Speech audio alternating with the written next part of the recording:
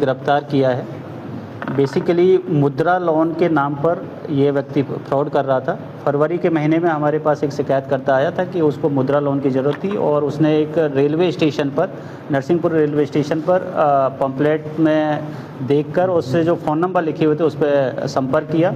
संपर्क करने पर जो सामने व्यक्ति था उसने विभिन्न प्रकार के प्रोसीजर की बात बताते हुए लगभग 94,000 रुपये उससे ट्रांजैक्शन करवाए और उसके बावजूद भी लोन नहीं हुआ।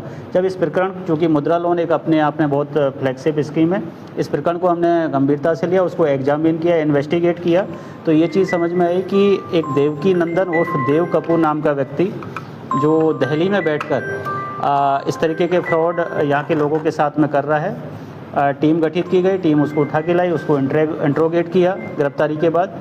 तो ये बात समझ में आई कि उस व्यक्ति के साथ लगभग 3 साल पहले इस तरीके का फ्रॉड हुआ था। उससे प्रेरित होकर उसने ये फ्रॉड करना सीखा और दिल्ली में बैठकर उसने टारगेट किया कि नरसिंहपुर खेतीबाड़ी से संपन्न एरिया है, यहाँ लोगों को लोन की ज़रूरत होती है, या फिर यहाँ इस प्रकार के और भी ज़िलों में उसने आके पम्पलेट चिपकाए। और जब व्यक्ति विशेष उसको जब लोन के लिए फ़ोन किया तो प्रोसीजर के नाम पे पैसे ट्रांजैक्शन करवा लिए।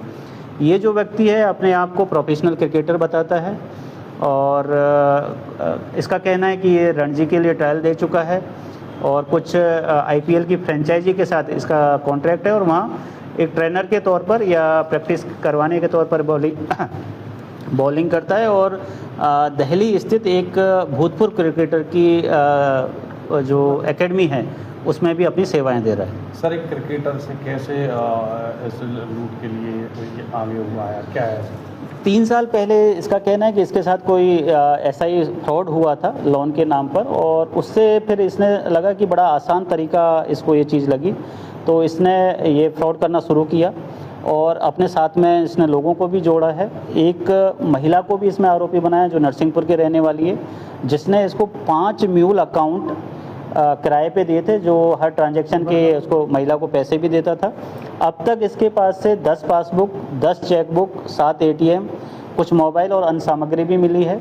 टोटल 15 अकाउंट अभी तक इसकी इन्वेस्टिगेशन में आए जिनको ये ऑपरेट कर रहा था और उनमें लगभग 83 लाख रुपए का ट्रांजैक्शन अब तक की हमारी विवेचना में उजागर हुआ है।